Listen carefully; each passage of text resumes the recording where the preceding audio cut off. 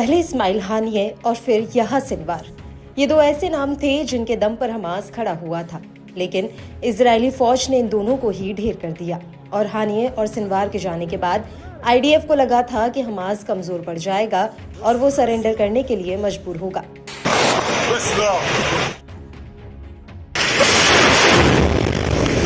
लेकिन हकीकत में ऐसा हुआ नहीं, बल्कि अब हमास के लड़ाके गाजा के भीतर आईडीएफ को दोगुनी ताकत से नुकसान पहुंचा रहे हैं।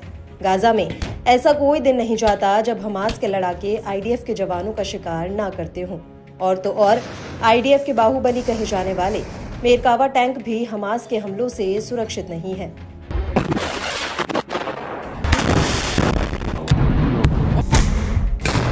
और अब इसी कड़ी में हमास की सैन्य शाखा अल कासिम ब्रिगेड्स ने एक बार में आईडीएफ के 2 मेरकावा टैंकों को उड़ा दिया। अल कासिम का कहना है कि उसने पहला टैंक रजान इंटरसेक्शन के करीब विस्फोटक से उड़ा दिया, जबकि दूसरे टैंक को बीत लाहिया प्रोजेक्ट इलाके के सकाफी इंटरसेक्शन के पास बैरल बॉम्ब से तबाह कर दिया।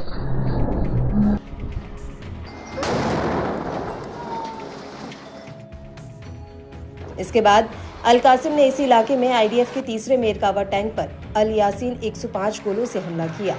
अल कासिम ब्रिगेड्स का कहना है कि उसने बीत लाहिया में इजराइल के एक बख्तरबंद सैन्य वाहन को भी बारूद से उड़ा दिया, जबकि 3 मेरकावा टैंकों पर 2 शाहबाज आईईडी से हमला किया।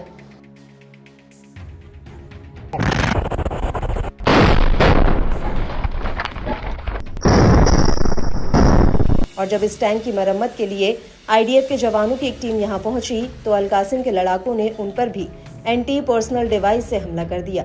अल कासिम का दावा है कि इस हमले में आईडीएफ को तगड़ा नुकसान हुआ है, जबकि जबालिया कैंप में अल कासिम के लड़ाकों ने आईडीएफ के 2 D9 मिलिट्री बुलडोजर पर तेंडिम गोलों से हमला किया और इसके अलावा तीसरे बुलडोजर पर अल कासिम के लड़ाकों ने अल यासीन 105 गोले दाग दिए।